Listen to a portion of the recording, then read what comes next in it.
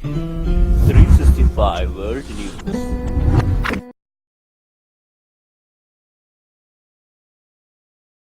Breaking news, Kim Jong-un sending a message to President Trump, saying North Korea will stop testing missiles for now, and says he wants to meet with President Trump as soon as possible. And tonight, a South Korean official now says that President Trump says he will meet with Kim Jong-un by May. So let's get right to ABC's chief White House correspondent, Jonathan Karl, with late developments tonight. David, this is a major development. The first hint of it came just a short while ago when the president made his first appearance ever in the White House briefing room, telling reporters that a big announcement was coming from South Korea.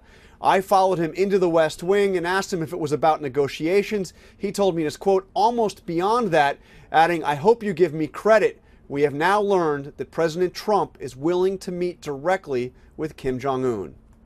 The stunning announcement was made just outside the White House by a top official from South Korea, who came to Washington with a message from the North. Kim Jong-un has pledged to stop nuclear and missile tests and wants to meet with President Trump. And he expressed his eagerness to meet President Trump as soon as possible. And just now, word from the White House, President Trump has accepted Kim's invitation. The two leaders have traded fierce threats and insults for months.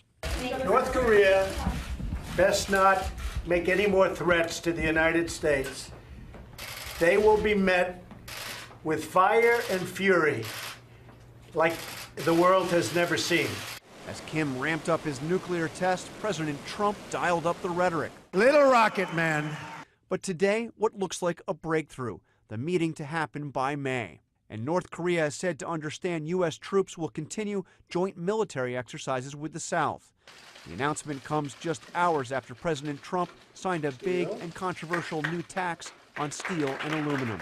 The American steel aluminum industry has been ravaged by aggressive foreign trade practices. The tariffs, 25% on steel and 10% on aluminum, will be imposed on all imported steel except from Canada and Mexico, which are exempt, but only for now. At a cabinet meeting earlier, the president said he was flexible. Sticking with 10 and 25 initially. I'll have a right to go up or down, depending on the country, and I'll have a right to drop out countries or add countries.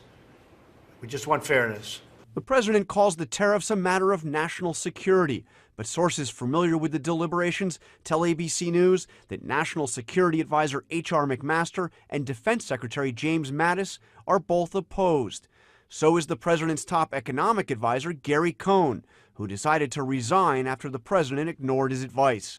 In Congress, Republicans overwhelmingly oppose the tariffs. They'll have a lot of collateral damage. An analysis by the Nonpartisan Trade Partnership projects the Trump tariffs on steel and aluminum will result in a net loss of 146,000 American jobs in the first year alone.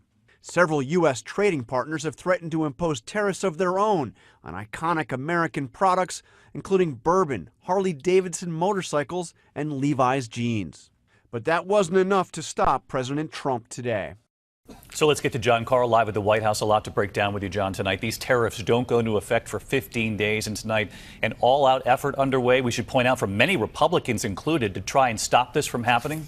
Absolutely. Senator Jeff Flake, Republican from Arizona, is going to challenge this on the floor in the Senate, trying to block him that way. And you can be sure, David, there will be legal challenges to this as well. John Karl on